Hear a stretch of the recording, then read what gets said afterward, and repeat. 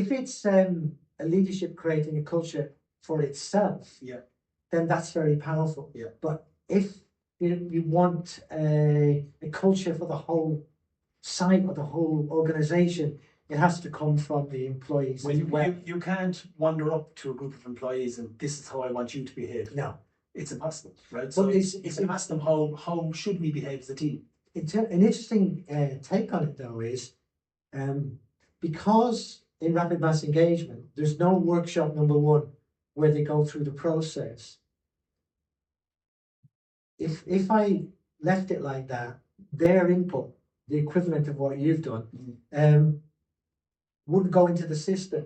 So I have to artificially create it later on so that their input goes into the behavioural standards as well as the employees.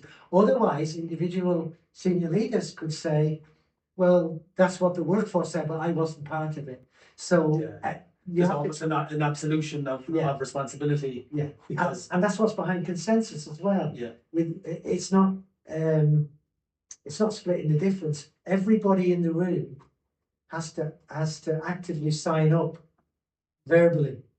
They can't just agree. They've got to say, I think this is the best option available for dealing with this. How do you encourage the bravery that you need to get people to speak up? Because I've seen this in action. I've seen where you've deployed this and I love it. And I've seen the board that everybody signed up to. Yes. And you know what I'm talking about because it's in reception and you can see it as soon as you walk in. Every person signs up to this charter. But how do you get over that initial reservation to stand up and challenge a senior leader if they're not living and breathing the charter? Well, I think part of it is around feedback. So a lovely example is Sue Savage, who led the experimental logistics part of Rolls-Royce. And we were talking about exactly this. And because the workforce was skeptical about the existing feedback mechanisms within Rolls-Royce, on consensus day, the employees wanted to create something that they owned, that they could decide the questions to be asked to check how the new culture was working.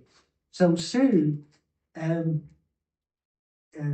what she did was she got all the answers about her individually from the anonymous feedback, and she had them posted in the corridor so that anybody could see what people were saying about her.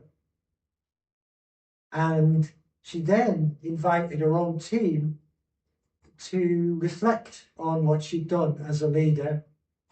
So she didn't impose it on them, but getting them to reflect on the value of that meant that they signed up to it as well. So it does start at the top. The Italians say the fish rots from the head. That's true. But the fish also inspires from the head as well. And that's a lovely example. It's in the book. And Sue was the leader in Rolls-Royce that took the workforce, which had been the bottom of the Rolls-Royce engagement surveys, right to the top within 6 months of the rapid mass engagement, which was remarkable. From what I'm hearing, it's about giving people that space, the space to be able to solution space, challenge,